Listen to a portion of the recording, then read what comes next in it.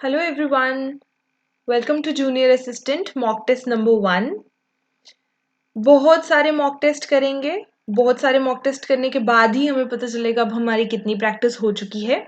तो junior assistant का जैसे कि पेपर बहुत बहुत बहुत पास आ चुका है, तो जितने भी दिन अब हैं उस पेपर को हम उतने दिन रोज एक मॉक टेस्ट में अपलोड करने वाली हूँ। बच्चे, first 2 mock test are going to be very very very very very easy. ठीक है, स्टिल अगर इसमें भी आपके 2 से 3 मार्क्स कट हो रहे हैं या आप आंसर्स नहीं पता कर पा रहे हो, तो आप प्रैक्टिस करो, आप सीखो कि कहाँ क्या गड़बड़ है। आई होप आवाज अब सही आ रही है, ऐसे भी सही आ जाएगी। ठीक है, तो आप देखो, आप सीखो। अभी जो पेपर आपके सामने है वो इजी पेपर्स में से है। नेक्स्ट भी पेपर मैं कराऊंगी इजी ही होगा, बट जिस दिन मैं डिफिकल्ट पेपर कराने वाली हूँ I will keep the screen completely of red colour, ताकि पता चल जाए आप बाकी सारे पेपर्स में से उस एक पेपर को अलग पहचान पाओ कि ये मैम एक बहुत ही डिफिकल्ट पेपर कराने वाले हैं एज पर जेकेएसएसबी। तो कुछ इजी करेंगे, 2 इजी करते हैं, एक डिफिकल्ट वाला करेंगे और कोशिश करेंगे 8 से 9 या 10 मॉडरेट लेवल के करेंगे। मैं स्पेसिफिकली, अगर ये मैंने ब्लू कलर रखा है तो I have kept it for the easy ones. Red colour का एक बनाऊंगी पोस्टर प्रॉपरली पूरा, उसमें आपको पता चल जाएगा कि वो डिफिकल्ट पेपर है, और मैं मेंशन भी कर दूंगी the most difficult paper I have made for the JKSSB. In case examiner का मन कर गया डिफिकल्ट पेपर डालने का, तो हमारी प्रैक्टिस पूरी होनी चाहिए। तो शुरू करें मॉक टेस्ट देना। ठीक है, मॉक टेस्ट की तरह ट्रीट करो, देखो आपके कितने मार्क्स आते हैं 20 में से। फर्स्ट क्वेश्चन आपके सामने है, एरर क्वेश्चन है, एरर ढूंढना है आपको। लिखा हुआ है, when he went beside with our decisions we were, हम सारे, never sure he totally agreed. जब वो हमारे डिसीजंस को मान गया, हमें नहीं पता था कि वो हमारे डिसीजंस को कभी अग्री करेगा। तो बच्चे, मान जाने को ये ना एक फ्रेज है। ठीक है, आपको वैसे पता चला है कि नहीं वो मुझे नहीं पता, आप जरा अंदाजा लगा के देखो। वेंट बिसाइड जैसा कुछ नहीं होता, वेंट अलोंग एक फ्रेज होता है। क्या होता है? Went along. यहां पर गड़बड़ है बच्चे, बिसाइड और बिसाइड्स में जमीन आसमान का फर्क है। ठीक है, ये एक फ्रेज है, उन्होंने एक फ्रेज डाल के दिया है आपको एक क्वेश्चन के अंदर। ठीक है, ऑप्शन नंबर ए में गड़बड़ है। मैम, बिसाइड का क्या मतलब है और बिसाइड्स का क्या मतलब है? ध्यान से देखना।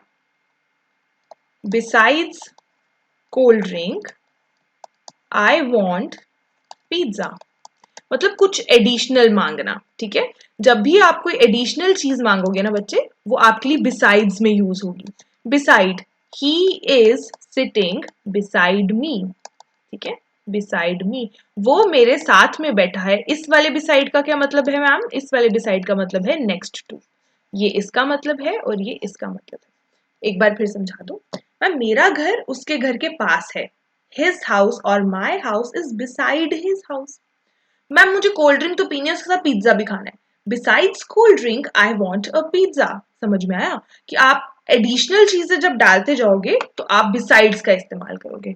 बट बच्चे, यहाँ बात बिसाइड्स के इशू में नहीं थी, यहाँ था फ्रेजल वर्ब में problem. Phrasal verb went beside नहीं होता, उसके खिलाफ जाना या उसके साथ जाना नहीं होता, वेंट अलोंग होता है।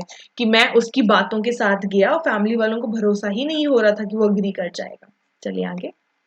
Rearrange the jumble parts, it's value is, ये 4 जगह यहाँ पर 4 डैशेस डाल देते हैं। अब देखते हैं कहाँ से शुरू होगा। क्या मैं इट से सेंटेंस शुरू कर सकती हूँ? तो पी तो नहीं आएगा। क्या मैं क्यू से शुरू कर सकती हूँ? Such questions often baffle you, नहीं, क्यू से भी नहीं होगा। How emotional should one get about money and its value, यहां से ये शुरू हो सकता है। Money on its own has no value until you have some use of it, मतलब मैं आर से सेंटेंस को शुरू कर सकती हूँ। कौन सा सेंटेंस? बच्चे, एक ही सेंटेंस है जो आर से शुरू हो रहा है और you have solve the answer. आपने क्वेश्चन ही सॉल्व कर दिया पूरा। आपको आपको बस ये पता लगाना था वहां पे कि मेरी शुरुआत सेंटेंस की कहाँ से होगी। मुझे आर मिल गया, एक ही तो ऑप्शन है आर वाला, आप आंसर पता चल गया आपको। चलो पूरा पढ़ लेते हैं। How emotional should one get about money and its value, पैसे को लेकर और उसकी वैल्यू को लेकर कोई कितना इमोशनल हो सकता है? यहाँ लिखा है Q. Such questions often baffle you, ऐसे क्वेश्चंस मोस्टली परेशान करते हैं। आगे है as, money on its own has no value. ध्यान से, मनी की अपनी कोई वैल्यू नहीं होती। वैल्यू मनी की तब बनती है जब आपको कुछ लेना हो, तब आपको उस मनी की वैल्यू होती है कि वो पाने के लिए मेरे को मनी की उतनी वैल्यू रखनी पड़ेगी। तो आर क्यू एस और पी इज द आंसर। ठीक है, ये ए क्यों लिखा हुआ है यहाँ पे? ये पी है। गड़बड़ हो गई है। This is P. आगे चले, आगे क्यों नहीं जा रहा? आई थिंक कुछ तो गड़बड़ है। हो गया। Change the following direct speech into indirect speech. He said, बच्चे याद रखना, अगर कहीं पे सेड टू लिखा हो तो आप उसे चेंज करके कैसे लिखते हो? टोल्ड। अगर कहीं पे सेड लिखा हो सिर्फ तो आप उसे सेड का सेड ही रहने देते हो, एज इट इज ही रहने देते हो। अगर बाई चांस वहां से टू लिखा हो तो आप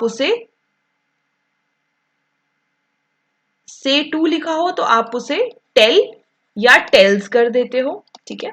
बट अगर वहां पर सेज लिखा हो तो आप उससे सेज ही रहने देते हो। समझ में आया? तो मैटर क्या है कि टू होना चाहिए, टू होना चाहिए। अगर जिस चीज के आगे टू लगा हो वही चेंज होगा, बस बाकी सारे सेम टू सेम रहेंगे, ठीक है। चलो अब सॉल्व करते हैं। He said I am a football player, उसने कहा। तो यहां पर तो टू नहीं लगा तो मैं सेड का सेड रहने दूंगी। कहाँ है? इन तीन जगह पे, पहला तो गलत हो गया। He said that he is, बच्चे इज कैसे लग सकता है? पुरानी बात है ना, हमें टेंस को चेंज करके वॉज में करना है। कहाँ है वॉज वाला? ये रहा। Option number 3 is the correct one. 4 भी गलत हो गया क्योंकि यहाँ एम लिखा हुआ है, एज इट इज नहीं उतार सकते। He said that he was a football player, हो गया करेक्ट। आगे चले। ऑब्स्टेकल का सिनोनिम चाहिए, सिमिलर मतलब होता है, ठीक है। सिनोनिम का क्या मतलब है? सिमिलर मतलब।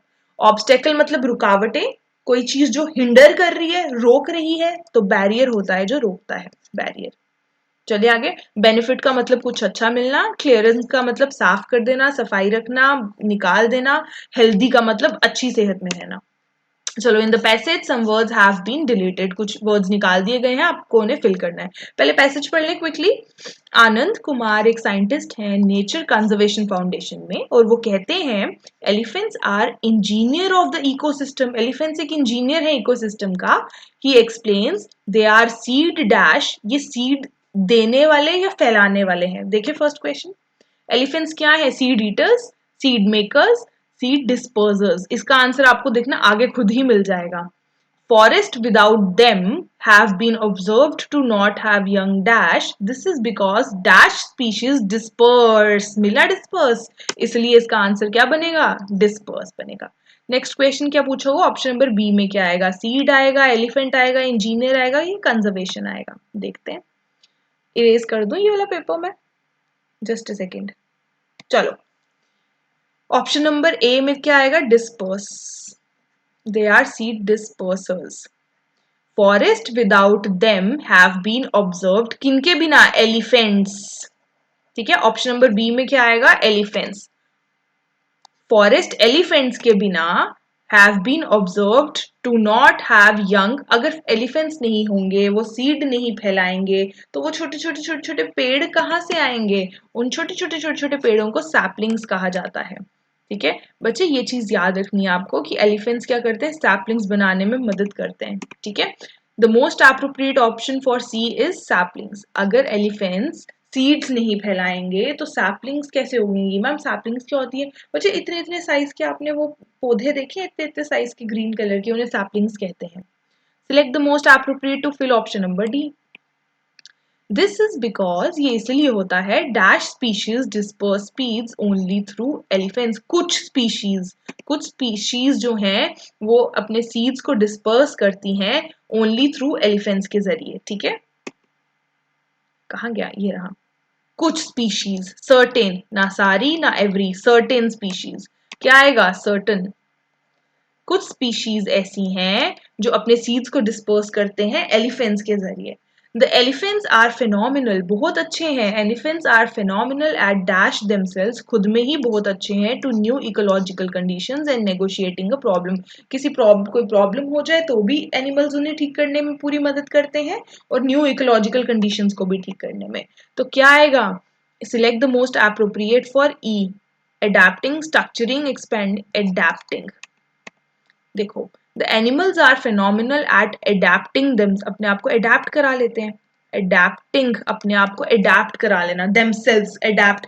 बच्चे मैंने प्रोनाउन की क्लास में सिखाया हुआ है, कुछ वर्ड्स ऐसे होते हैं जिनके आगे रिफ्लेक्सिव प्रोनाउन लगता है, तो देमसेल्व्स तो रिफ्लेक्सिव प्रोनाउन है, ठीक है। तो यहाँ से भी अगर किसी बच्चे ने पढ़ा है तो उसे यहाँ से भी पता चल जाएगा, adapting themselves to new ecological condition, ठीक है। Moving on to the question number 10th, ठीक है। आप देख रहे हो आपने 9 क्वेश्चंस कर लिए सिर्फ एक पैसेज से ही, एंटोनिम पूछा है, एंटोनिम होता है ऑपोजिट, मतलब बताओ, ठीक है, इसका ऑपोजिट। अच्छा वीकनेस लिखा है, वीकनेस कमजोरी, इसका ऑपोजिट तो ताकत होगा, तो स्ट्रेंथ इज द आंसर।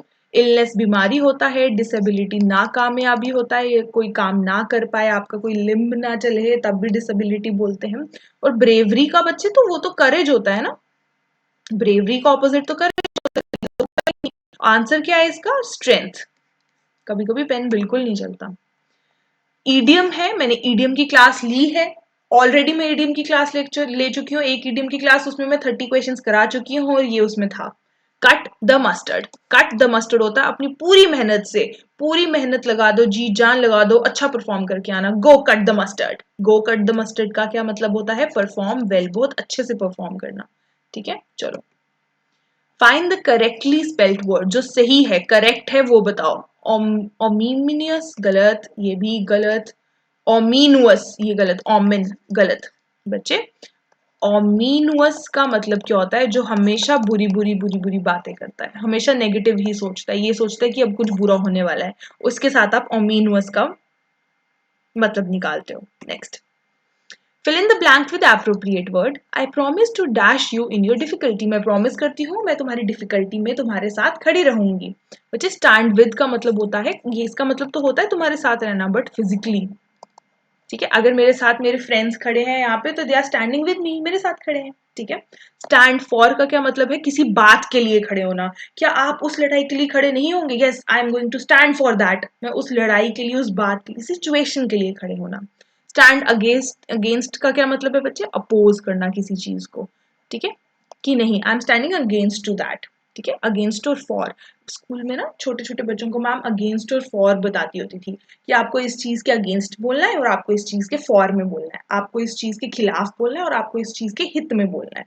तो फॉर मतलब किसी सिचुएशन के लिए खड़े होना, अगेंस्ट मतलब उस चीज सिचुएशन के अगेंस्ट खड़े होना, नेगेटिव में खड़े होना। तो stand by is the answer. Stand by का क्या मतलब है? आपके साथ खड़े होना। I promise to stand by you in your difficulty, मैं प्रॉमिस करती हूँ कि मैं आपके साथ खड़ी रहूंगी आपकी डिफिकल्टी में, ठीक है। नॉट फिजिकली साथ, फिजिकली साथ का क्या मतलब होता है? Stand with. आगे चले, give the opposite of the following word, opposite बताना है। सिंथेटिक का ऑपोजिट तो कोई चीज नेचुरली होगी, सिंथेटिक जो ऐसे मैनमेड लोगों ने बना लिया, अब नेचुरल चीज को कहा जाता है उसका ऑपोजिट। आगे चले, find the correct passive form of, ये एक्टिव फॉर्म दी है, आपको पैसिव ढूंढनी है। I wish I will wash the car every Sunday. बच्चे, जब भी संडे मंडे ट्यूसडे वेंसडे हो ना, तो इनको हमेशा लास्ट में लिखा जाता है, कन्वर्ट करो तो ये प्लीज आप याद रखना। अगर एक्टिव में कभी भी संडे मंडे ट्यूसडे वेंसडे लिखा हो तो वो पैसिव में कन्वर्ट करोगे तो हमेशा उसे लास्ट में ही लिखना, ठीक है। इसे हमेशा लास्ट में लिखना एवरी संडे को। तो मतलब सोचो अभी ये है ही नहीं, इधर तक ही है आपका सेंटेंस। अब इसे कन्वर्ट कैसे करोगे? द कार से शुरू करोगे, कहीं लिखा है द कार, ये दो जगह है, मतलब पहले दो सेंटेंस आपके वैसे ही निग्लेक्ट हो गए। आपको द कार से शुरू करना है। The car I will wash, बच्चे विल का विल ही रहेगा क्योंकि आपको वॉश को वॉश्ड लिखना है आगे जाके। तो देखो विल का है, इसमें है। सेंटेंस 3 इज करेक्ट, 4 वैसे भी इनकरेक्ट हो गया क्योंकि उसने विल की जगह आई इज लिख दिया। इज तो है ही नहीं, आपको तो टेंस चेंज करना है ना, आपको वर्ब जो है उसे पास्ट टेंस में कन्वर्ट करना है, आपने कर दिया यहाँ पे washed. The car will be washed by me, कौन करेगा? मैं करूंगा, बाय मी एवरी संडे। मैंने क्या बोला था? संडे मंडे ट्यूसडे वेडनेसडे ये सारी चीजें हमेशा लास्ट के लिए रखना।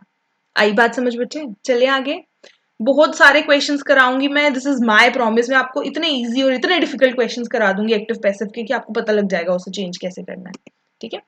एक मिनट, मैम विल को वुड क्यों नहीं किया? ये डाउट तो नहीं आ रहा माइंड में, विल को वुड क्यों नहीं किया? बच्चे, ये कंफर्मेशन होता है कि ये होगा, वुड होता है अगर, पॉसिबिलिटी, ठीक है। मैं समझाऊं एक सेंटेंस से, देखना यहाँ पे मैं सेंटेंस लिख रही हूँ। I would have call you comma if I could have. ध्यान से देखना, ठीक है। मैं कॉल करती अगर मैं कर पाती, मेरा तो फोन ही डेड था। मैं कॉल कर पाती अगर, पॉसिबिलिटी बच्चे, जब मुझे पॉसिबिलिटी का बोलना हो ना, अगर कर पाती तो जरूर करती कॉल, पॉसिबिलिटी की बात हो ना तब वुड लगता है, बट मैं करूंगी, मैं हर संडे कार को धोऊंगी, विल, पॉसिबिलिटी कंफर्म हो गई यहाँ पर, तो आपको विल लगाना था, ठीक है। चलो, सिलेक्ट द करेक्टली स्पेल्ड, सही वर्ड बताओ। स्पेलिंग्स, अम्यूजमेंट, अम्यूजमेंट, AMUS, अच्छा ANT लिखा है, गलत हो गया, गलत हो गया, गलत हो। अम्यूजमेंट बच्चे, आप अम्यूजमेंट मतलब बहुत अच्छी चीज, खुशी वाली बात। अम्यूजमेंट पार्क्स भी होते हैं बच्चे, जहां बच्चे जाके झूले लेते हैं, वो जाइंट व्हील पे बैठते हैं, ऐसे करके जाइंट व्हील होता है, गोल गोल घूमता है, ऐसे करके बोट भी होती है एक, ऐसे पार्क को अम्यूजमेंट पार्क कहते हैं, ठीक है। और खुश हो जाने को अम्यूज होना भी कहते हैं, ठीक है। आगे चलते हैं। Give the meaning of the following idiom, फिर से ईडियम आ गया, भरमार है ईडियम की, ईडियम्स पढ़ो।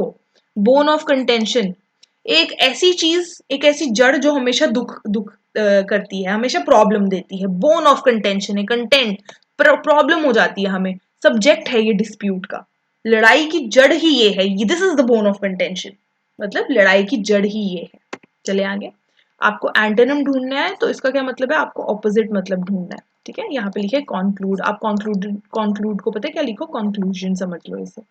अच्छा, किसी भी पैसेज का कंक्लूजन कब आता है, जब आप उसे अंत करते हो, तो इसका ऑपोजिट क्या होगा, बिगिनिंग, स्टार्ट, मतलब कमेंसेस द आंसर, ठीक है। ऐसे समझो, मैंने कंक्लूड को चेंज करके क्या समझ लिया, कंक्लूजन बोल रहा है, तो कंक्लूजन कब आता है, एंड में। I have told you the complete passage, not tell me the conclusion, क्या समझ आया, अब अंत में बताओ, तो कंक्लूजन एंड में आता है, आपको बिगिनिंग वाला चाहिए क्योंकि आपको ऑपोजिट चाहिए। Commences the answer. Congratulations, you have completed 18 questions. 2 questions are left. देखो कि 18 क्वेश्चंस में से कितने मार्क्स आए, और ये इजी पेपर में से भी क्या आप कर पाए, देखो इसे। Pulses when well cooked, pulses दालें जब अच्छे से कुक हो जाएं, आर नॉट ओनली एपेटाइजिंग, सिर्फ अच्छी ही नहीं होती, एज वेल एज न्यूट्रिशियस भी होती हैं। बच्चे, जब सेंटेंस में नॉट ओनली हो तो इसके आगे बट ऑल्सो आता है, एज वेल एज नहीं आता। ये गलत लिखा है, ऑप्शन नंबर सी में गड़बड़ है, ठीक है, ऑप्शन नंबर सी में एरर है। नॉट ओनली के आगे हमेशा क्या आता है, बट ऑल्सो, ठीक है। कि जब भी दालें कुक की जाए, पकाई जाए, तो वो सिर्फ टेस्टी या एपेटाइजिंग ही नहीं होती, हेल्दी भी होती है, न्यूट्रिशियस भी होती है, बट ऑल्सो। आगे चले, we have come to an end and we are doing the 20th question, misspelled word, बताओ गलत स्पेलिंग किसमें है। टेरिटोरियल, टेरिटोरियल के स्पेलिंग गलत है, रियल क्यों लिखा हुआ है, ठीक है, ये गलत है, टेरिटोरियल की स्पेलिंग गलत है। फार्मेसी ठीक है, रप्चर ठीक है, रिमाइंडर, रिमाइंडर बचा हुआ रिमाइंडर ठीक है। मैम रप्चर क्या होता है बच्चे, रप्चर का मतलब होता है रप्चर का मतलब होता है एक हैप्पी फीलिंग या ऐसा कुछ, खुश रहना रैप्चर होता है, ठीक है। Pharmacy. Finally students, we have come to an end, हमने 20 क्वेश्चंस कर लिए हैं। मैं एक बार फिर नहीं, मैंने आगे भी 10 बारी बताया है, this was the easy easy easy paper. ऐसा पेपर तो आता ही आता है, मोस्टली ऐसा पेपर आ ही सकता है, अगर मैं बताऊं तो इस लेवल का पेपर तो आ भी सकता है, 110% मुझे चांसेस है कि इतना लेवल तो आ ही सकता है। क्योंकि देखो बच्चे, 10-20 क्वेश्चंस में से 20 के 20 वो डिफिकल्ट नहीं डालेंगे, वो कहीं से तो आपको 5-6 क्वेश्चंस तो देंगे जहां से आप अच्छे खासे नंबर तो बना ही लो। एटलीस्ट 6 क्वेश्चंस में तो बच्चा बनाए ही बनाए, फिर उसके ऊपर वो जिसने पढ़ा हो। तो ये इजी पेपर था, तो मैं बता सकती हूँ आपको, इन 20 में से कम भी आपको 14 तो आपके सही होने चाहिए, और अगर 6 गलत भी हुआ तो वो आपके सिली मिस्टेक से हुआ, बट आपको कॉन्सेप्ट आता हो। फिर भी अगर आपके कॉन्सेप्ट्स वीक हैं या आपको लग रहा है कि मुझे और प्रैक्टिस की जरूरत है, you have come to a very great place. मैं यहाँ पर आपको तब तक मॉक्स कराने वाली हूँ, तब तक मॉक्स अपलोड करूंगी जब तक आप जूनियर असिस्टेंट के लिए पेपर में बैठे ना हो, एग्जाम हॉल में बैठे हो, उस दिन भी सुबह आपको कुछ ना कुछ रिवाइज जरूर कराऊंगी मैं, दिस इज माई प्रॉमिस। तो बच्चे, एग्जाम होने से पहले हम इतने इतने इतने मॉक टेस्ट दे चुके होंगे, आप इतने मॉक टेस्ट दे चुके होंगे, इतने सारे क्वेश्चंस आपकी नजर में से निकल चुके होंगे ना, कि वहां जाके आपको लगेगा कि yes, she did it well, the teacher did it well and we also did it well. हम, उन्होंने पढ़ाया, हमने पढ़ा, मजा आ गया, पेपर बहुत अच्छा हो गया। तो thank you so much for watching the video. Come come he time की बनाई है, ज्यादा लंबी मैं वीडियोस नहीं बनाऊंगी, ताकि आपका टाइम एक तो कम है, सबको प्रैक्टिस करनी होती है और सारा कुछ पढ़ना होता है, तो सिर्फ इंग्लिश ही पूरा दिन ले जाए ऐसा नहीं मैं चाहती। आप 1x 1.5x पे भी पढ़ सकते हो, I really have no problem with that कि आप अपनी थोड़ी स्पीड बढ़ा के पढ़ रहे हो, यू कैन डू इट, ठीक है, जैसे आपको सही लगे बस पढ़ो। Thank you so much, keep watching my videos, see you.